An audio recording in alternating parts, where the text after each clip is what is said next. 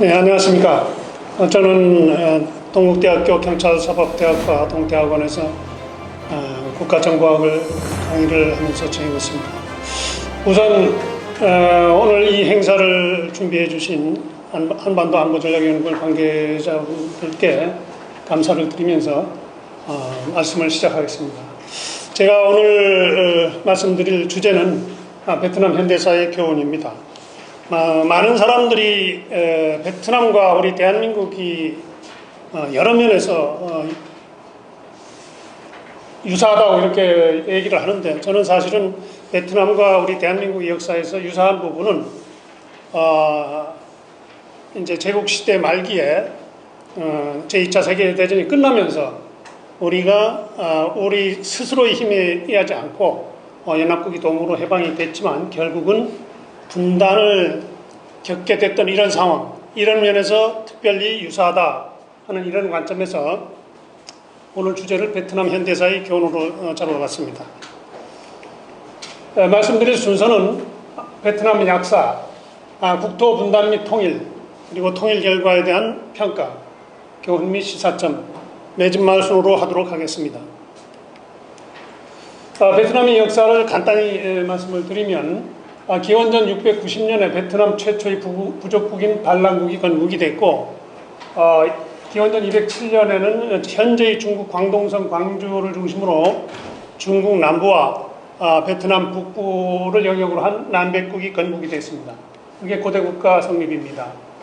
그렇지만 기원전 111년에 남백국은 중국 한나라에 의해서 멸망을 하고, 베트남은 그 약 1000년 동안 계속해서 중국이 지배를 받았습니다. 이 시대를 중국 복속시대라고 합니다. 다음은 이제 전통 왕조 시대인데요. 938년부터 1858년까지를 일컫습니다. 웅흑구엔이라는 사람이 938년 중국을 물리치고 독립을 한 이후에 전기 레 왕조, 리 왕조, 전 왕조, 호 왕조 등이 계속 유지가 됐고, 그러다가 1407년부터 1427년까지 또 한 20년 동안 중국 명나라의 지배를 받게 됩니다. 그러던 중에 이제 후기 레왕조가 이제 다시 탄생을 했는데, 그 동안에도 1593년부터 1770년까지 약 177년 동안 남북으로 분립되는 그런 상황이 전개가 됐습니다. 그렇지만 결국은 이제 선 왕조가 이를 평정 통일하고 계속해서 친불란서 왕조인 웅엔 왕조가 1858년까지 지배를 했습니다. 이 시대를 전통 왕조 시대라고 합니다. 다음은 프랑스 식민 시대인데요. 1859년부터 1954년까지를 일컫습니다. 1859년에 프랑스가 사이공을 점령함으로써 시작된 프랑스 식민 시대는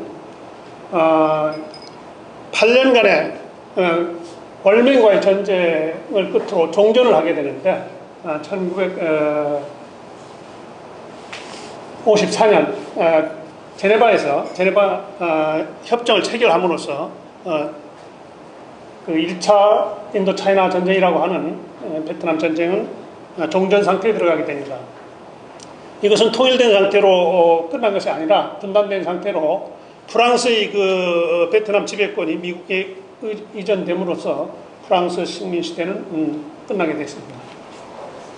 그 다음은 미국 개입 시대입니다. 미국은 1955년 개입을 시작을 하고 1973년 1월에 당시 이제 월맹, 그러니까 북부 베트남이죠. 그리고 월남, 그리고 월남 내에 있는 월남 임시혁명 정부 등 사자회담을 파리에서 개최하고 평화협정을 체결했는데, 이로써 미군 등 외국군은 완전 철수하게 됩니다. 이것이 미국 개입 시대가 끝난 상황입니다. 다음은 통일 베트남 시대인데, 월맹, 그러니까 북부 베트남이 월맹은 1975년 4월 30일 우리가 잘 아는 그 사이공 공격을 감행을 해서 월남, 그러니까 베트남 공화국이죠. 월남으로부터 항복을 받아내고 1976년 7월 2일 베트남 사회주의 공화국을 수립함으로써 베트남 전체가 공산주의 체제로 통일이 됩니다.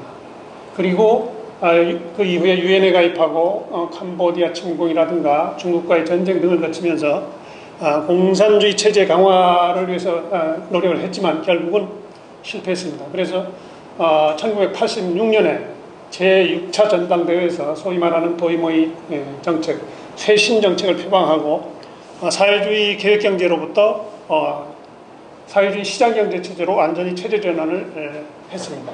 그래서 그 이후에 중국과 국교를 정상화하고 우리 대한민국과 미국 등과도 수교를 했으며 국제기구인 아세안, 에이펙, WTO 등에 가입을 하고 개방을 가속화해서 오늘에 이르고 있습니다. 다음은 분단과 통일 과정과 내용에 대해서 간단히 살펴보겠습니다. 현대 베트남의 국토 분단은 프랑스 식민지가 낳은 결과물이라고 볼 수 있습니다. 물론 우리 대한민국의 분단도 생각해 보면 일본 식민 지배가 낳은 결과물이죠. 그런 면에서 상당히 유사하다고 할 수 있습니다. 일본이 1940년 9월 베트남을 점령하고 프랑스를 축출하고 지배했다가 1945년 8월에 2차 대전 연합국에 이제 항복을 하게 됐죠. 2차 대전 연합군에 참여했던 승전국 중국과 영국은 1945년 9월에 북위 16도를 기준으로 해서 남북 베트남으로 분할 점령을 하게 됩니다. 그런데 영국을 대신해서 1946년 영국을 대신해서 프랑스가 베트남을 다시 점령하고 그렇게 되자 월맹 주도로 베트남과의 프랑스와의 전쟁이 8년간의 전쟁이 개시가 됩니다. 그래서 결국은 1954년 7월에 제네바 협정을 체결하게 되고 그에 따라서 북위 17도를 기준으로 분단됐다는 것을 앞에도 잠깐 언급을 했습니다. 다음은 독립투쟁입니다. 베트남이 프랑스로부터 식민 지배를 받았기 때문에 프랑스가 처음 진출한 19세기 후반부터 그 체제 저항 운동을 전개를 했습니다. 여러 독립단체들이 활동을 했지만 호치민이 주도하는 독립투쟁이 가장 성공적이었는데요. 호치민은 1930년 2월에 베트남 공산당을 창설을 하고 1936년부터 1939년까지 소위 말하는 진보 세력과 민족 부르주아와 연대한 통일전선을 구축했습니다. 그리고 1941년에는 민족주의자와 공산주의자를 아우르는 베트남 독립동맹을 결성하게 됩니다. 그리고 일본이 패한 직후에 1945년 9월 2일 베트남 민주공화국, 당시의 북베트남이죠, 독립을 선포했습니다. 여러분들도 잘 아시는 것처럼 베트남에서는 큰 두 차례 전쟁이 있었는데 1차 전쟁은 프랑스와의 전쟁이고 2차 전쟁은 미국과의 전쟁이라고 할 수 있습니다. 1차 전쟁이나 2차 전쟁이나 둘 다 약 8년 동안 그 기나긴 전쟁을 벌였는데 1차 전쟁을 끝내면서 맺은 협정이 제네바 협정입니다. 제네바 협정은 프랑스와 월맹 간의 그 전쟁 마무리를 위해서 1954년 스위스 제네바에서 체결한 정전 협정을 의미합니다. 그 내용을 대강 보면은 북위 17도선의 군사 경계선을 설정하고 프랑스군과 베트남 민주공화국군, 그러니까 당시 월맹군이죠,는 각각 남북으로 철수한다. 그리고 중립국 감시위원회의 관리하에 1956년 11월까지 베트남 전 지역에서 자유선거를 실시하고 통일정부를 구성한다. 그리고 통일된 베트남 영토 내에는 외국 군사기지를 허용하지 않고 어떤 군사동맹도 맺지 않는다 등등의 규정을 두었습니다.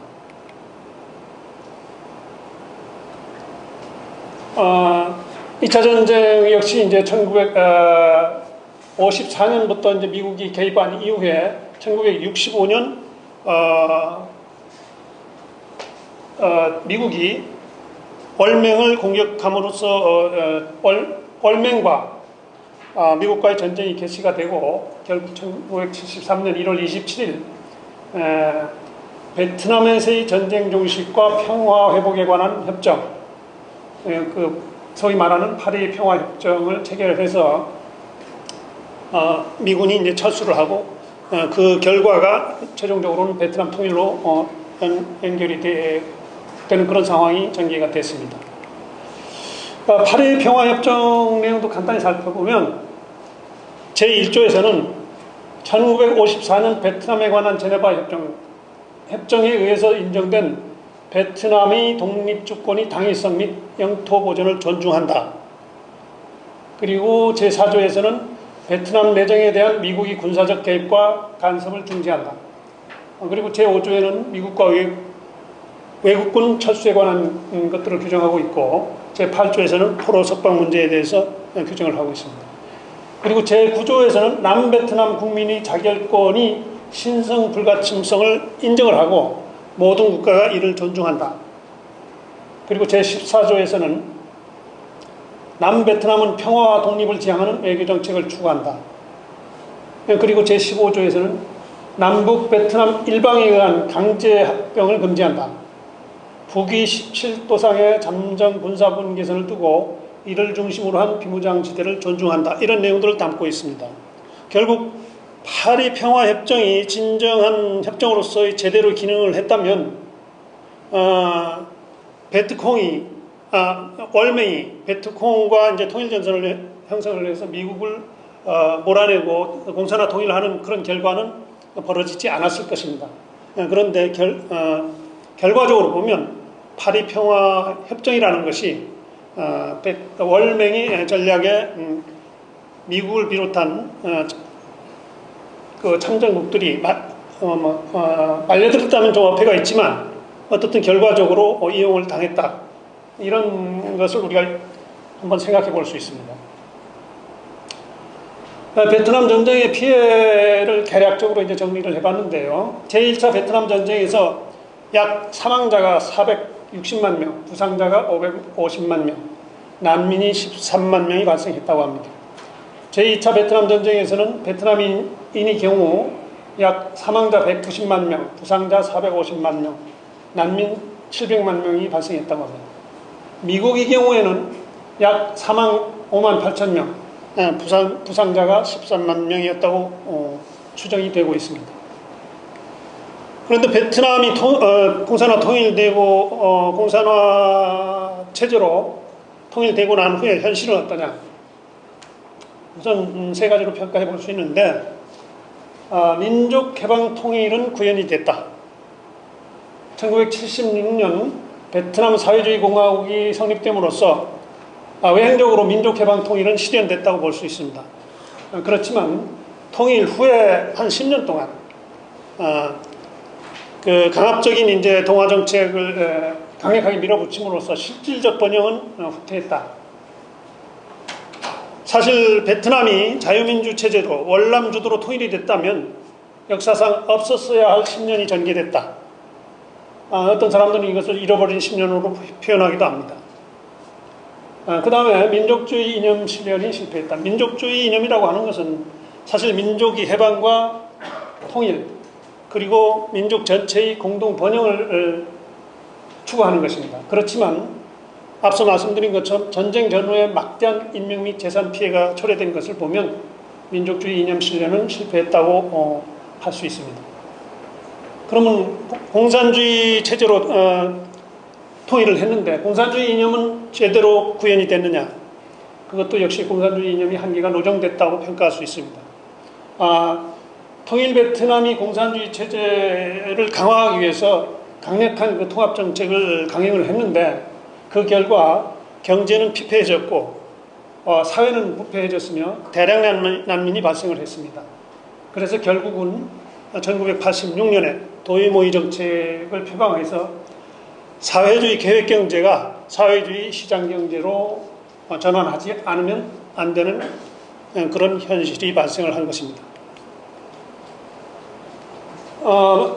공산화된 베트남이 사회통합 정책을 강력하게 시행을 했는데 그 목표는 전 지역에서 사회주의 혁명을 완수하는 것입니다. 공포 분위기를 조성을 하고 인간 개조교육 등을 통해서 강압 통제를 했습니다. 그리고 모든 생산시설 국유화하고 그리고 농업을 집단화해서 계획경제를 강행을 했습니다. 인구 재배치를 통해서 사회 구조 개편 노력도 진행을 시켰습니다. 인민재판을 통해서 정치적 수청이 이루어졌는데 반정부 혹은 반체제 인사들, 예를 들자면 전직 미군속이라든가 월남 정보 요원 그리고 반정부 종교 지도자 등등에 대한 학살이 자행됐습니다.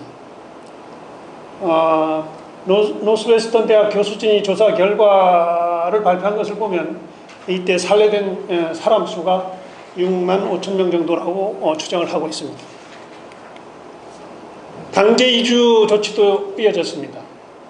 대부분 중부 산간 밀림과 늪지대를 중심으로 신경제지구 건설을 부실로 월남 정부에 종사했거나 협력했던 사람들에 대해서 이들 약 150만 명인데 이들에 대한 이주 계획이 1975년 10월에 발표가 됐습니다.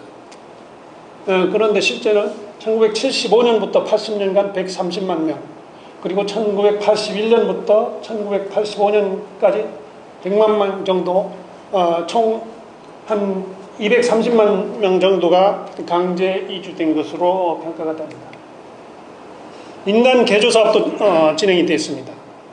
약 150개의 교도소와 군대 시설 등을 강제 수용소로 전환을 했습니다. 1980년대 중반까지 고위공무원, 정치인, 군인, 경찰 출신 등을 소위 말하는 사상 개조 명목으로 정식 재판 절차 없이 강제 수용소에 수용을 하고 그 결과 최소 16만 5천 명이 사망했다고 알려지고 있습니다. 심지어 월맹에 협조했던 교수, 종교인, 반체제 인사 등을 포함한 수용자들은 독방에 감금된다든가 위험노동, 밀폐공간 감금, 구타, 고문, 처형 등이 이루어졌습니다. 월남 반체제 승리로 유명했던 틱직광과 신부 찬틴 등도 월남이 망한 직후에 체포가 돼가지고 1993년까지 수감 생활을 해야 했습니다. 당시 상황은 월남, 그러니까 남부 월남에 거주했던 그 주민들이 세 가구 중 한 가구의 친인척이 수용소 수감 대상이었다. 이런 평가가 있습니다. 여기에 수용된 수감자들은 대부분 이제 3년 내지 10년 동안 이제 수용돼 있었고, 오랫동안 수감된 사람 17년까지 수감된 사람도 있었다고 합니다. 강제 수용 인원에 대해서 국제사면위원회 1989년 보고서는 50만 명, 전 민족해방전선 의장 웅엔 후토는 약 100만 명으로 추정된다고 주장을 하고 있습니다. 자유제한 등의 조치도 이루어졌는데 출판, 집회, 이동, 종교활동, 교육 등의 자유가 상당히 제한이 됐고, 당시 화폐를 500대 1로 교환하는 화폐개혁 등을 통해서 계획경제체제가 강행됐습니다. 심지어 고위 인사들이 무덤을 파헤치고 유골을 화장하는 이런 황당한 상황들도 연출이 됐습니다. 그래서 공산화 통일 이후에 공산당 간부들이 새로운 착취 세력으로 등장을 했던 것입니다. 국유화 집단화도 이루어졌는데 당시에 이제 베트남에는 1,500개 개인 기업들이 있었다고 합니다. 이 기업들이 자산을 몰수하고 전부 국유화했고 농민들이 토지, 가축, 농기계 등도 몰수해서 집단 농장화했습니다. 그래서 결국 공동생산 배급제로 전환을 했는데 한때 그 쌀 수출국으로 유명했던 베트남이 생산 저하로 인해서 1970년대 말에는 식량 부족 사태가 발생하는 상황으로까지 전개가 됐습니다. 그래서 공산화 통일 10년 만에 베트남 경제는 총체적 파탄을 맞이하게 됐습니다. 그래서 400만이 실업자가 발생을 했고 목숨을 걸고 탈출하는 보트피플이 발생했습니다. 보트피플이라고 하는 것은 여러분도 잘 아시지만은 공산화 통일 후에 심각한 인권 유린이 발생하는 상황에서 1973년부터 88년간 총 약 106만 명의 베트남인들이 바닷길을 이용해서 탈출을 시도한 것을 일컫는 말입니다.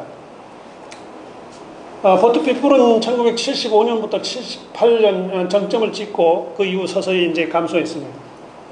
포트피플 중에서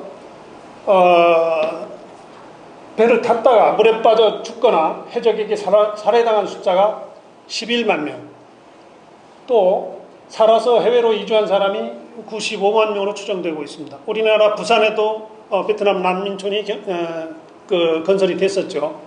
미국에 주로 많이 이제 이주민들이 갔습니다. 다음은 베트남 통일 결과에 대한 평가입니다.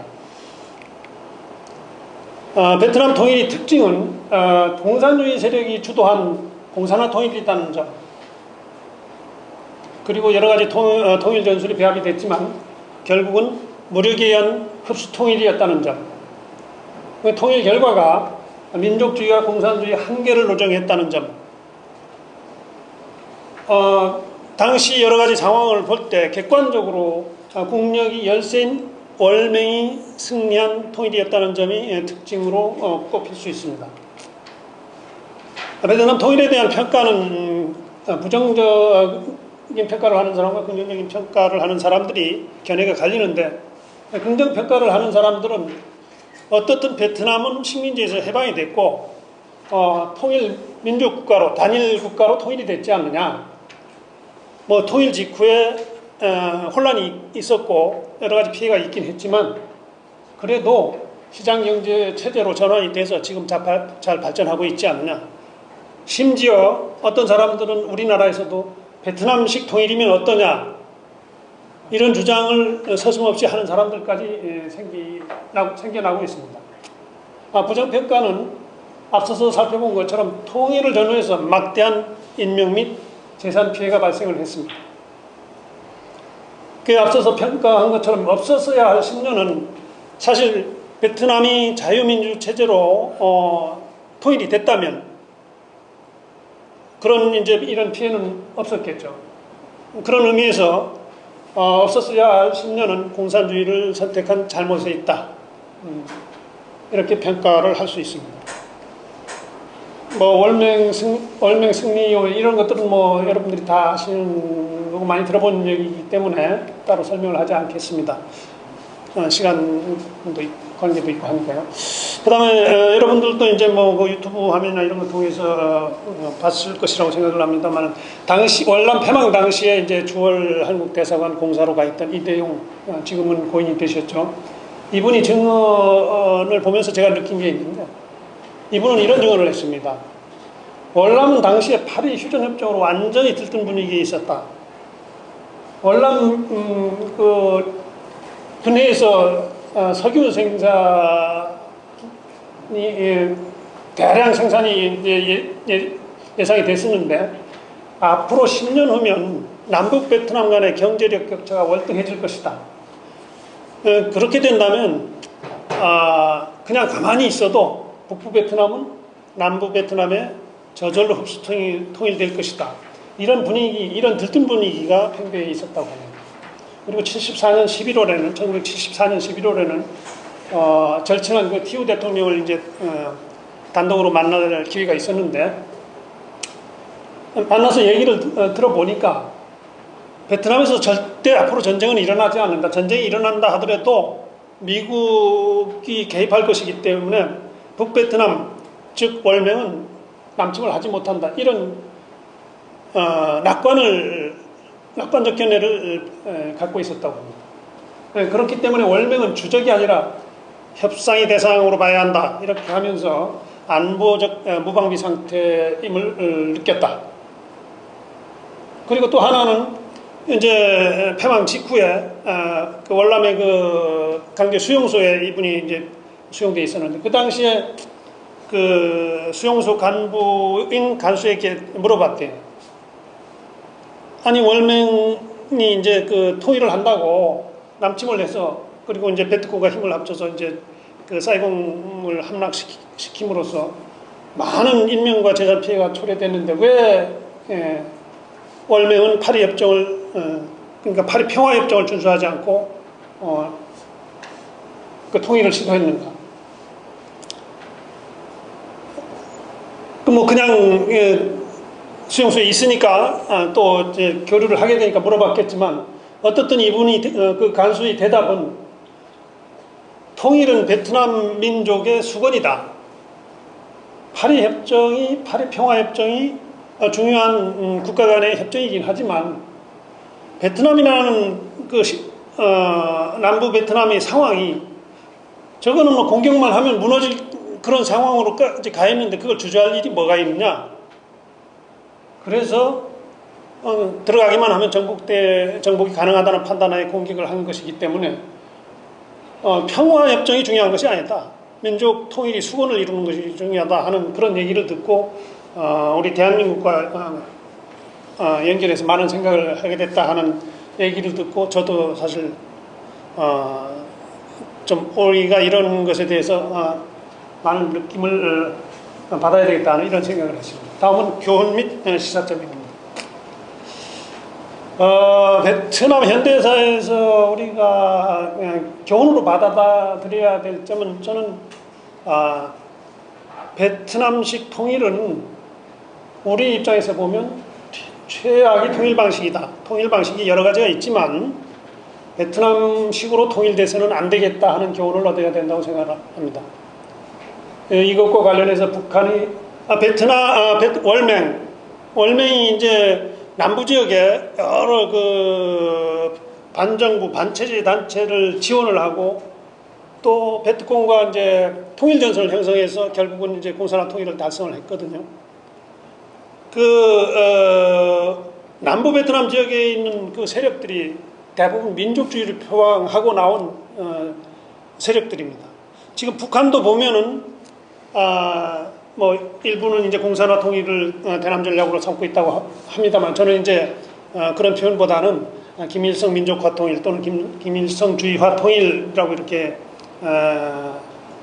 주장을 하는데 어떻든 북한도 우리 한국 내에 있는 민족주의 세력, 민족주의를 표방하고 있는 세력과 통일 전선을 형성하고 지금 대남 전략을 구사하고 있다. 그렇기 때문에 북한의 민족주의 정치 전략에 대한 경각심을 가질 필요가 있다. 이렇게 생각을 하고 민족주의를 가장한 반외세 민족공조 구호를 경계를 해야 된다.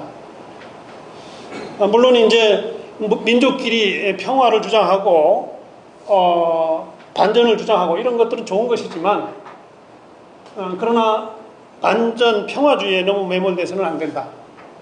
이런 생각을 하고요. 그 다음 국가 생존 문제를 대외에 너무 의존할 시에는 위태롭게 된다. 이것은 이제 무슨 말인가 하니 남부 베트남이 미국에 너무 의존하다가 결국은 또 평화협정을 맺으면서 미국이 나중에 월맹에서 쳐들어오거나 공격하면 우리가 나서줄게 이런 약속을 했지 않습니까? 그런 것에 너무 이제 의존해가지고 안심했다가 결국은 침략을 당했고 미국이 개입은 하지 않았죠. 재차 개입은. 이런 것들을 이제 우리가 잘 새겨볼 필요가 있다. 결국 동맹관계의 국가 안보를 지나치게 의존하는 것은 어리석은 일이다. 결국 우리도 미국하고의 한미 동맹관계를 공고히 하고 협력을 하면서 우리 안보를 지키려는 노력은 매우 중요하지만 그것에 전적으로 의존하는 태도는 버려야 된다. 우리가 자립하고 자존할 수 있는 그런 역량을 구비해야 된다. 이것은 이제 2017년도에 북한이 장거리 대륙간 탄도탄을 발사 성공함에 따라서 이런 남북관계 또는 북미관계에 있어서 그 중대한 상황 변화가 있었다는 것을 우리가 인식을 해야 될 것 같은데 어떻든 제가 보는 관점에서 북한이 대남 전략은 과거에는 공산화 통일이었다고 표현이 되고 있지만 저는 공산화 통일이라는 표현보다는 김일성 민족주의 봉건적 군주제 체제로 통일하는 것이다. 즉 김일성주의 체제로 통일하는 것이다. 이렇게 생각을 합니다. 공산주의와 김일성주의는 완전히 다르죠. 어떤 면에서 다르냐? 공산주의는 사실 피억압 계급인 프롤레타리아 계급이 독재를 해야 한다는 면에서는 뭐 김일성주의 주장이나 공산주의 막스 레니니즘이나 같지만, 그러나 공산주의에서는 프롤레타리아 독재가 시행을 돼야 되긴 하지만 공산당 안에서는 민주적 절차를 통해서 의사결정이 이루어져야 된다는 게 공산주의입니다. 그러나 김일성주의는 그게 아니죠. 공산당이 의사결정을 하는 게 아니라 수령이 결정을 한다는 게, 그리고 그것을 무조건 따라야 한다는 게 김일성주의이기 때문에 공산화와 김일성주의화 또는 김일성 민족화는 좀 다르다. 이제 북한 체제 또는 북한이 그 전략을 진단하는 데 있어서 그 진단성에서 좀 차이가 있다, 이런 말씀을 드리고 싶습니다. 또 이제 그 당 강령이나 당 규약이나 그 강령인 이제 유일영도 체계와 확립 10대 원칙 이런 데 보면은 인민 대중의 완전한 자주성 실현이라는 표현이 나오는데, 우리가 이제 일반적으로 생각할 때 생각하는 인민 대중 또는 자주성과 북한이 얘기하는 인민 대중 또는 자주성은 완전히 개념적으로 다르다. 저들이 전략적으로 또는 얘기하는 인민 대중이라고 하는 것은 사회 정치적 생명체를 이루는 그 집단을 인민 대중이라고 얘기하는 것입니다. 즉 수령과 당과 인민이 삼위일체가 된 전일체. 또 자주성이라고 하는 것도 개인 스스로가 자기 의지에 따라서 결정을 하고 행동하는 그런 의미가 아니라, 사회정치적 생명체에서는 수령이 부여한 지위에 맞게, 그러니까 이제 수령이 정치적 생명을 줬다고 얘기하는 거거든요, 인민들한테. 그러니까 인민들은 수령이 생각하고 수령이 지시하는 대로 따르면 된다 하는 게 이게 자주성이에요. 그것이 완전하게 스스로 인민 대중들이 인식을 하고 자각을 해서 그렇게 자기 역할을 다하려고 하는 이것이 자주성이 실현되는 체제라는 것이죠. 그러니까 북한 주민들은 유일영도 체계 확립 10대 원칙에 따라서 철석 같은 신념과 의지로 수령을 결사옹위하고 지시를 결사관철하는 의식을 갖고 행동하는 체제를 추종하도록 이렇게 되고 있다. 그리고 이제 대남 전략 전술 중에 중요한 변화 중에 하나는 앞서 이제 다른 분들이 발표에서도 이제 얘기가 됐습니다만은, 김정은 시대에 들어서 군사 위협 전술이 추가적으로 배합됐다는 것이 매우 중요하다고 생각을 합니다. 이 점은 앞으로도 우리 대한민국이 제대로 대응하지 않으면 계속해서 위협을 받을 것이고, 심지어 조롱당하는 이런 상황이 계속될 가능성도 있다. 이런 것을 매우 우려하지 않을 수 없습니다. 김일성 민족주의는 시간상 생략을 하겠습니다. 민족 대단결론도 이제 김정은이가 주창한 거지만 생략을 하고, 사실 2000년 그 6.15 공동선언에서 우리 민족끼리라는 표현이 들어감으로써 북한이 대남 전략 수행에 있어서 우리 민족끼리 전술이 굉장히 유용하게 활용이 됐습니다. 그래서 당시에 뭐 조그만 이제 남북관계 과도한 진전에 대해서 비판을 하면 우리 민족끼리인데 뭐 어때? 그런 건 양보할 수 있지. 뭐 이런 식으로. 그러니까 원칙적 입장을 무너뜨리고 이렇게 막 해도 또 그것에 대한 지적을 한다 하더라도 그 우리 민족끼리인데 어때? 이런 식으로 이제 분위기가 이제 형성이 되고 그랬었죠. 우리 민족끼리 그 전략 전술의 구조를 보면은 우리 한국 내 동조 세력 활동 공간을 확대해서 활발하게 남북 교류를 하는 것처럼 이렇게 하면서 결국은 김일성 민족주의자와 그에 동조하는 사람들끼리 힘을 합쳐서 반회세 민족 공조를 선동을 하고 반보수 대납 투쟁을 한다. 그래서 결국 김일성 일가 군주제 국가로 통일 실현하는 한다 하는 것이 우리 민족끼리 전략 전술의 구조라고 말씀드리고 싶습니다. 북한이 이제 반전 또는 평화, 자주 뭐 이런 얘기를 많이 하는데 사실 북한은 평화를 언급할 자격이 없는 그런 행태의 집단이라는 것을 많이 보여줘 왔습니다. 여기에 이제 한두 가지만 예를 들자면 2013년 3월에 북한은 정부 정당 단체 특별 성명을 발표를 하고 이 당시에는 이제 그 한미 훈련을 중단하라고 할 때였죠. 만약에 미국과 괴뢰패당이 도발한다면 남조선 주둔 미군 기지는 물론 청와대와 괴뢰군 기지도 동시에 초토화될 것이다. 적대 세력은 조선이 없는 지구는 존재할 수 없다는 백두영장의 의지와 담력, 무서운 본때를 몸서리치게 맛보게 될 것이다. 이렇게 위협적인 언사를 공공연히 했습니다. 비슷한 시기에 북한 외무성은 평양 주재 24개국 대사관에 4월 10일 이후에 북한에 주재하는 대사관과 국제기구 직원들이 안전을 보장할 수 없다. 전쟁이 일어났을 경우에 철수 계획을 통보해달라. 이렇게 이제 대사관에 요청을 함으로써 우리 한반도에서 전쟁이 금방이라도 일어날 것처럼 이렇게 위협한 바도 있습니다.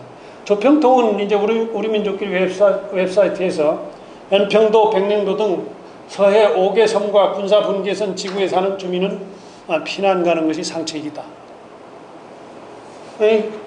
평화에 대한 위협을 늘상적으로 하고 있어요. 사실은 유엔 현장에도 보면 평화에 대한 위협은 어느 나라든지 위협에 대해서는 자위권을 발동할 수 있게끔 돼 있기 때문에 우리도 진짜 이런 것에 대해서 강력하게 대응하고 그랬어야 되는데 우리는 이제 그 남북 상황을 안정적으로 관리한다는 그런 차원에서 그렇게 해오지 못하고 있습니다.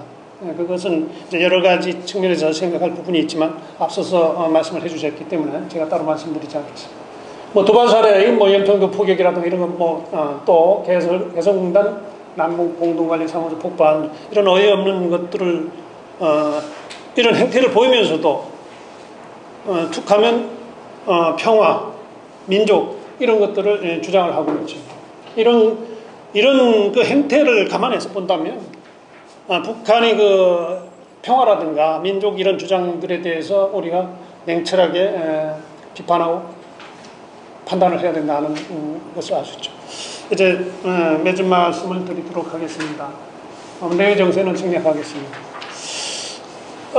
베트남 통일, 그러니까 베트남의 현대사에서 베트남 통일이 시사하는 점은 뭐 여러분들도 뭐 생각이 다 같으리라고 저는 생각을 합니다만은 무력 통일은 민족적 대재앙을 초래하게 된다. 앞서 이제 베트남 전쟁 그 피해를 제가 소개를 했는데, 뭐 너무 압축해서 소개를 했기 때문에 일일이 자세하게는 소개를 못했지만 그것만 봐도 엄청난 인명과 재산 피해가 초래된다. 그리고 결국은 공산주의 체제를 강화해서 가려고 하다가 후퇴해서 자유민주 체제, 시장경제 체제로 갈 수밖에 없다. 이런 것을 이제 시사한다고 볼 수 있고, 한반도가 김일성주의화돼서 통일이 된다면 이것은 북한이 주장하는 것처럼 민족 공동 번영의 길이 아니라 우리 한민족 공망의 길이라는 점. 그리고 남부 베트남 월남에서 보듯이 정권이 무능하고 부패에 빠지면 국가가 몰락할 수도 있다. 뭐 다행히 우리 대한민국은 지금 뭐 선진국에 진입해서 높은 평가를 받고 있고 여러 가지 우여곡절도 있고 뭐 때로는 갈등도 있고 하지만 그래도 아직까지는 잘 하고 있다고 생각을 합니다. 그러나 이제 계속해서 갈등이 높아지고 부패가 되고 그러면 위험해질 수 있다는 점.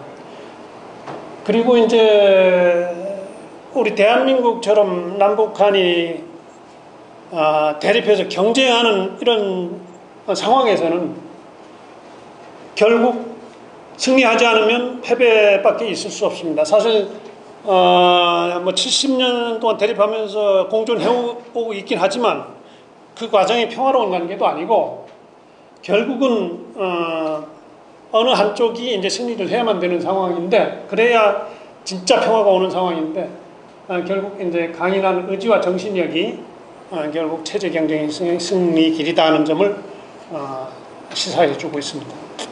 뭐 핵심 과제는 앞서서 이제 잘 말씀을 우리가 들었기 때문에 생략을 하도록 하겠습니다. 뭐 이런 핵심 과제를 수행하기 위해서 우리가 이제 어떤 실천을 해야 될 것이냐 하는 것과 관련해서 여러 가지를 여기에 제가 적어놨습니다만 우선 제가 강조하고 싶은 것 중에 하나는 북한에 대한 우리의 관점, 이걸 바꿀 필요가 있다. 한때 1980년대 중반 이후에 북한은 우리의 적대 세력이지만 포용해야 될 동족인 이중적인 성격을 가진 집단이다. 이것이 일반적인 인식입니다. 지금까지도 그렇게 되고 있고요. 저는 그러나 그것을 좀 바꾸어야 될 필요가 있다고 생각합니다. 북한이라고 하는 그 집단은 수령을 중심으로 한 김일성 일가 집단과 그 지배 연합 세력 이것과 여기에서 억압받으면서 사는 주민들이 합쳐진 집단이다. 이렇게 봐야 된다. 그러니까 이렇게 봐야 그 지배 집단을 향한 정책 구상과 일반 주민들을 위한 정책 구상을 이제 이렇게 방향이 다르지만 동시에 이제 할 수 있다는 그런 점에서 북한에 대한 관점을 바꿔야 된다. 이렇게 생각을 합니다. 결국 김일성 민족주의는 해체되고 북한이 민족 정체성은 한민족으로 회복이 돼야 된다. 그리고 최종적으로는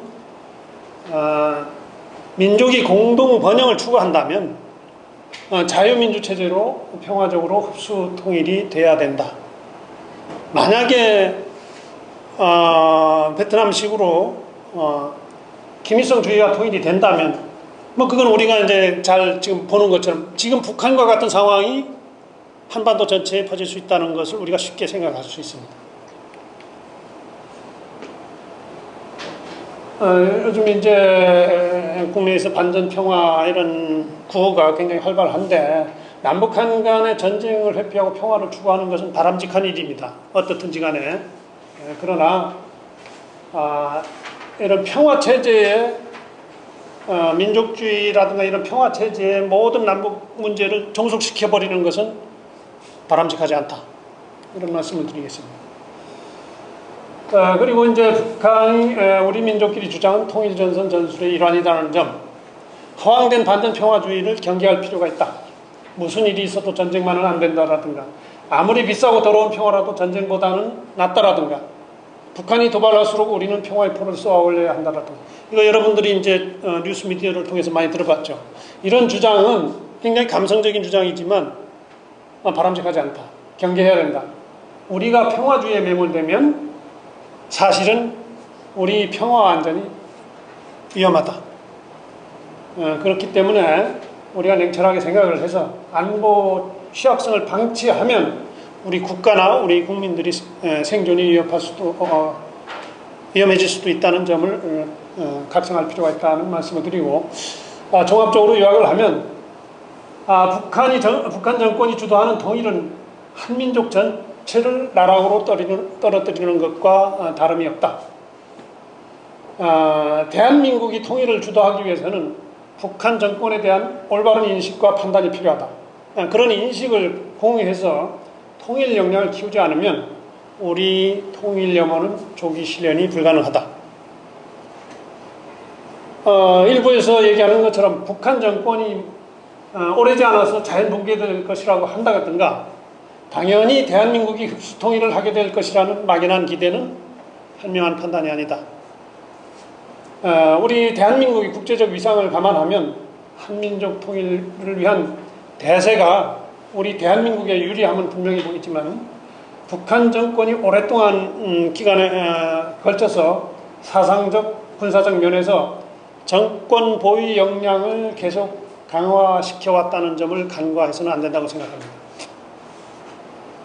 그러므로 민족주의 가면을 쓰고 통일전선을 확대하면서 핵무기 보유를 기반으로 우리 안전과 행복을 위협할 뿐만 아니라 끊임없이 김일성 민족화 통일 전략 전술을 구사하는 북한 정권의 기도에 대해서 엄중한 경계와 치밀한 대응 전략이 필요하다고 생각합니다.